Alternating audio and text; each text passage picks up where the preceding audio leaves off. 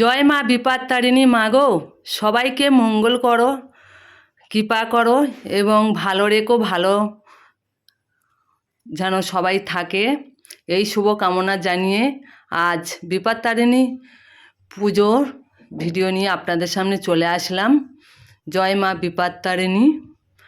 এই বিপত্তারিণী পুজো হয় সাধারণত রথযাত্রা থেকে উল্টো রথযাত্রা, এর মধ্যে শনি আর মঙ্গলবার।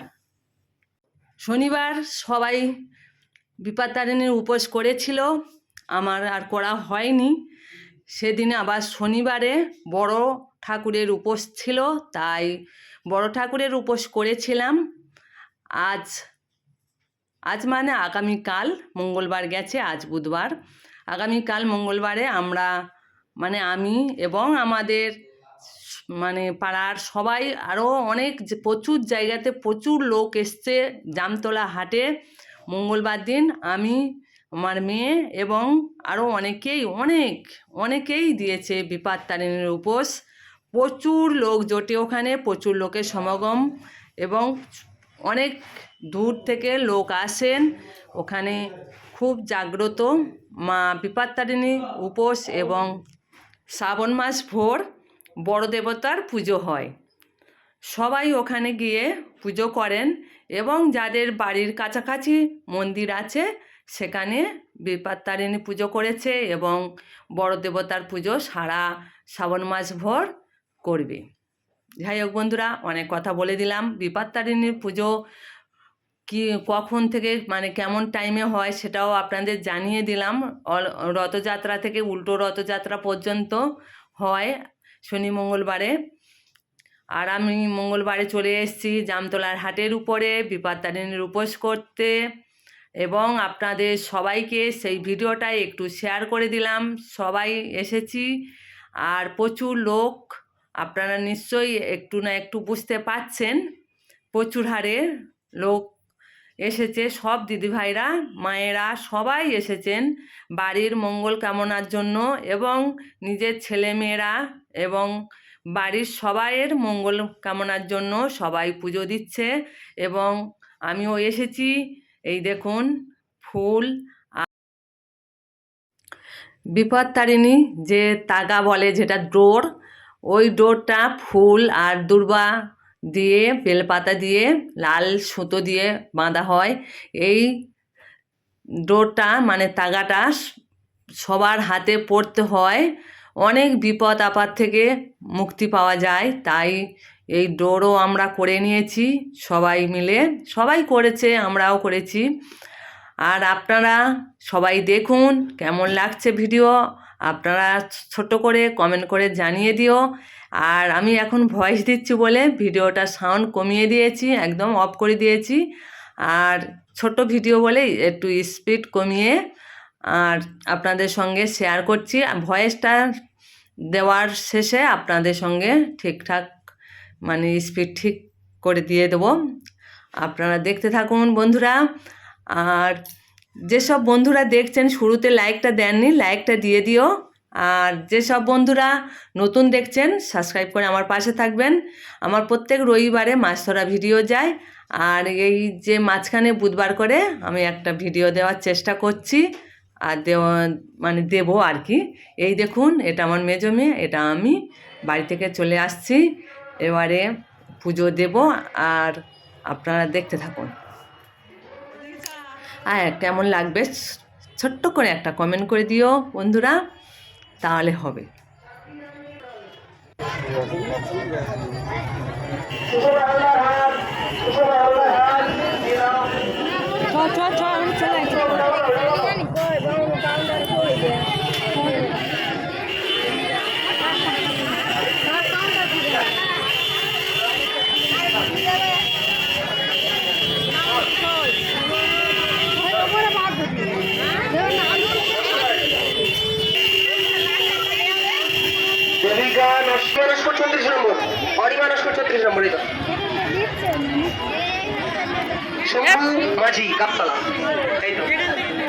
পুজোটা হয়ে গেছে, আমি এবার দেবো। দীপালি মন্ডল হাট, জামতলা হাট, একটু আগে। দীপালি মন্ডল হাট। এ ডালা নেবে এখান থেকে বলবেন বাপি মন্ডল হাট। তবে ভিতরে তো না বাপি মন্ডল, আমি বাপি মন্ডল হাট। দুজনে হাত তুলে বলবেন। বন্দনা গাবতলা, কৃষ্ণা নস্কর গাবতলা দিদা ওই যে সরস্বতী দাস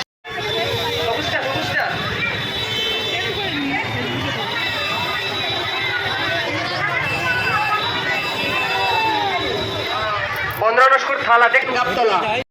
অম্বিকা মন্ডল চাঁদপুর কোটা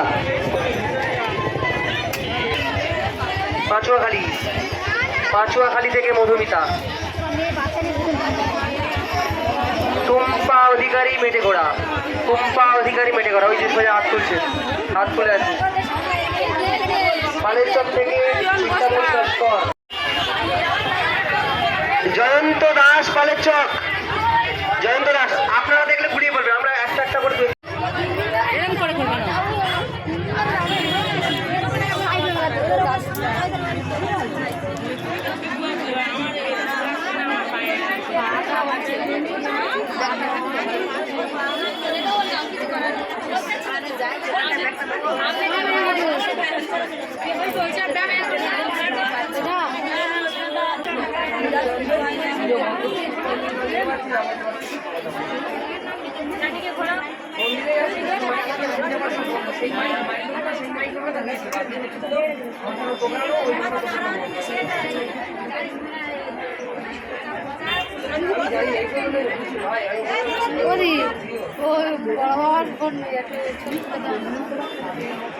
ওইদিকে লোকজন আছে, নদীদের এত চাপ আমি আসতে পারছি কি করবো, তুমি সব করে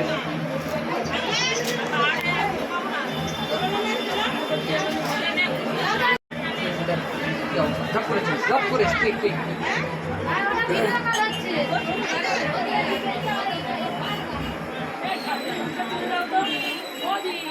তোমাদের বাড়ি কত দূরে? তোমাদের বাড়ি কত দূরে?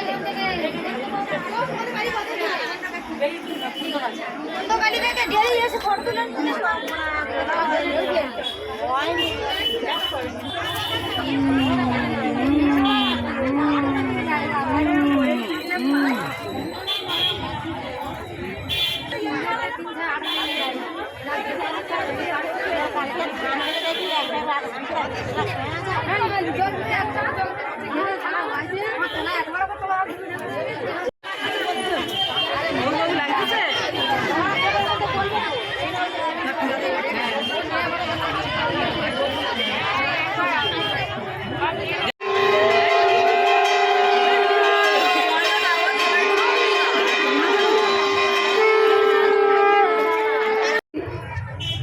লুকিয়ে গোপনে রাজ অন্দরমহলে প্রবেশ করলেন এবং রানীমাকে সেই গোমাংস দেখালেন। রানীমা সেটি দেখলেন এবং পরবর্তীতে আরো ভালোভাবে দেখতে বলে কোন একটি গোপন স্থানে লুকিয়ে রাখলেন। কিন্তু এদিকে কি হয়েছে, ওই যে রানীমা এবং চামার বউয়ের এই গোমাংস দেওয়া নেওয়ার বিষয়টা রাজার এক ভৃত্য এক চাকর জেনে ফেলে এবং রাজার কানে তোলে। যখনই শুনে রানীমা তো ভীষণ ভয় পেলেন, তিনি রীতিমতো ভয়ে কাঁপতে লাগলেন এবং এই ঘোর সংকটে এই মহা বিপদে তিনি মহামায়া বিপত্তরী মাকে স্মরণ করলেন। রানীমার সেই ব্যাকুলতা, সেই আকুলতা, রানীমায়ের কাতর প্রার্থনায় মহামায়া বিপত্তারিণী মায়ের স্বর্গের যে আসন কেঁপে উঠল, মার আসন চলে গেল। সন্তানের এই ঘোর বিপদে ঘোর সংকটে মার নিজেকে স্থির রাখতে পারলেন না।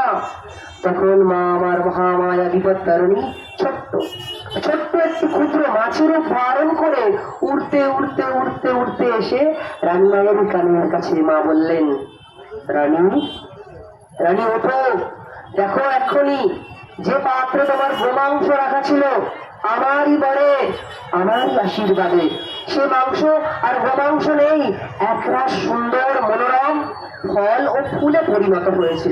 সুতরাং ওঠো, যাও যাও শিগগির এ পাত্রখানিকে রাজাকে গিয়ে দেখাও, আর এই ফল তোমরা দুজনে প্রসাদ সেবা স্বরূপ সেবা করে নেবে এবং অবশিষ্ট ফল অতিথি সেবায় বিতরণ করে দেবে। এ কথা শুনে রানীমা আনন্দিত, উচ্ছ্বসিত, উল্লাসিত হয়ে তিনি মহামায়াকে প্রণাম করলেন এবং ছুটতে ছুটতে ছুটতে গিয়ে সেই পাত্রখানি রাজাকে দেখালেন এবং রাজা মশাই দেখলেন সে পাত্রে কোনো অবাঞ্ছিত দ্রব্য নেই, সেই পাত্রে কোনো অপ্রাসঙ্গিক বস্তু নেই, আছে একরাশ সুন্দর মনোরম ফুল ও ফল। সেই ফল দুজনে প্রসাদ সেবা করলেন, অবশিষ্ট ফল অতিথি সেবায় বিতরণ করে দিলেন। তারপর থেকে আমৃত্যু পর্যন্ত যতদিন বেঁচে ছিলেন রানীমা, তিনি সর্বদা মা মহামায়া বিপত্তারিণীর ব্রত পালন করতেন এবং সেই থেকে এই জগতে বিশ্বে চরাচরে বসুন্ধরাতে মহামায়া বিপত্তারিণী মায়ের ব্রত কথা আরম্ভ অপ্রচলন হলো। এই ব্রত কথা কেন পালন করব? নিজের এবং সন্তানের পরিবারের বিপদ আপদ উদ্ধার পাওয়ার জন্য, সে পরিবারের তথা নিজের মঙ্গল এবং কল্যাণের জন্য। এখানে ব্রত কথা সমাপ্ত। আর ভয়েস অফ করিনি, সবটাই আপনাদের দেখিয়ে দিলাম, গত কথাও অল্প শুনিয়ে দিয়েছি। সব মিলিয়ে ভিডিওটা কেমন লাগলো ছোট করে কমেন্ট করে দিও বন্ধুরা।